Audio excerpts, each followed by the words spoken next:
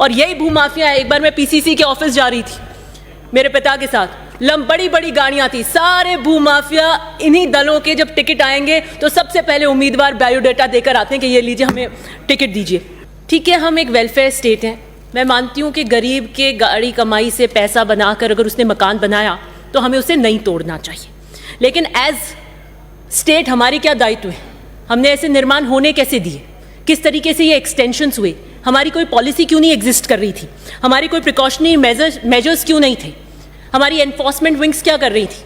जितने भी आपके जेडीए के अंदर अर्बन प्लानिंग और ये आ रहे हैं, उनको उनकी एक विंग बनानी चाहिए थी कि why did we extend, why हमारे ऐसा मौका ही क्यों आया कि गरीब को मकान का टाइटल मिल जाए, उसको उसकी सुविधाएं मिल जाए, वो बैंक का लोन ले सके, उसको आर्थिक सुरक्षा मिल जाए, बट ये एक ऑनगोइंग मेनेस नहीं बन जाए। इसके लिए मुझे लगता है मंत्री महोदय जी आपको मुझे लगता है जो ये 22 साल का पीरियड है जहाँ मकान बना लिया, मान लीजिए आप उसको आज वैधता तो नहीं दे रहे कानूनी, ना इसको इंक्लूड कर रहे हैं इसके अंदर, लेकिन वो व्यक्ति जिसने हाउसिंग सोसाइटी से ले लिया पट्टा, मैं मानती हूँ कि फर्जीवाड़ा है, बिचौलियाँ हैं, एग्रीमेंट वाले हैं, भूमाफियाज हैं, लेकिन वो इंडिविजुअल जिसने बेनिफिट लिया हाउसिंग सोसाइटी से और मकान बना लिया, उसकी क्या गलती है?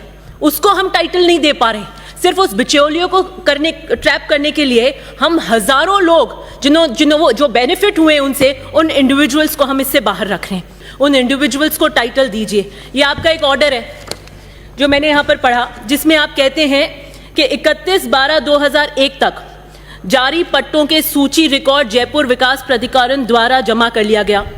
ऐसे भूखंडकारी सदस्यों की सूची पुस्तिका के रूप में मुद्रित की गई और ऐसे को रिकॉर्ड ले लिया और यही सूची हमारे पास मान्य है जो 2001 तक है।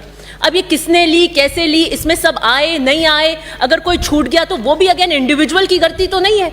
अगर गृह सहकारी समिति ने आपको रिकॉर्ड नहीं दिया 2001 तक।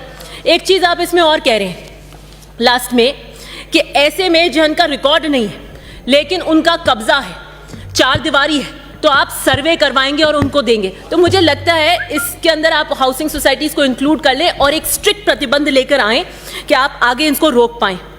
आपके यहाँ से टीम जाती है, उसकी रोड उखाड़ के आ जाती है। 90A 90B इसके अंदर बहुत ज़बरदस्त भेदभाव हो रहा है। एक किसान का मकान तोड़ देते हैं, पड़ोसी का मकान रह जाता है। एक को आप हाउसिंग सोसाइटी को वैध मान लेते हैं बैक डेट में, एक को वैध नहीं मानते। तो मुझे लगता है ज़बरदस्त भेदभाव यहाँ पर हो रहा है। निजी भूमि है, उसका मालिकाना हक है, लेकिन आप अनेकों मकान टूट रहे हैं और अनेकों हक उदाहरण यहाँ पर हैं। सोसाइटीज़ क्या करती हैं? जयपुर के पास की ज़मीन महंगी हो गई, जैसे आप गुड़गांव में देखेंगे किसान अब हेलीकॉप्टर उतारते हैं अपने घरों पे, ज़मीन महंगी हो गई। जयपुर के अंदर ज़मीन महंगी हो गई तो उन्होंने रोड पे फैसिलिटीज़ के ऊपर ही पट्टे काट दिए, उसकी कोई ऑडिट लास्ट समय पर। जेडीए के चक्कर काटते रहिए आप। अब मुझे पता नहीं है कि यहाँ पे एनफोर्समेंट विंग क्या करती है, लेकिन ठीक है आप अच्छा टाइटल दे रहे हैं। और मैं बस लास्ट में इतना ही कहना चाहूँगी कि लैंड माफिया जो है यही बैकडोर से पॉलिसी बनाता है, समहाउ हैंड ट्विस्टिंग कर यही पॉलिसी बनाता है। इसलिए आप इंडिविजुअल के बेनिफिट को देखिए, गृह सोसाइटी से जो इंडिविजुअल बेनिफिट होंगे उनको इंक्लूड कीजिए। और यही भूमाफिया है। एक बार मैं पीसीसी के ऑफिस जा रही थी मेरे पिता के साथ, बड़ी बड़ी गाड़ियां थी, सारे भूमाफिया इन्हीं दलों के जब टिकट आएंगे तो सबसे पहले उम्मीदवार बायोडाटा देकर आते हैं कि ये लीजिए हमें टिकट दीजिए। अब यूडीएच की मैं बात नहीं करूंगी, किस मर्ज की दवा है, सॉरी स्लिप ऑफ टंग तो हो ही जाता है, लेकिन स्लिप ऑफ ऑर्डर मत करिए मंत्री जी। I withdraw my amendment. Thank you.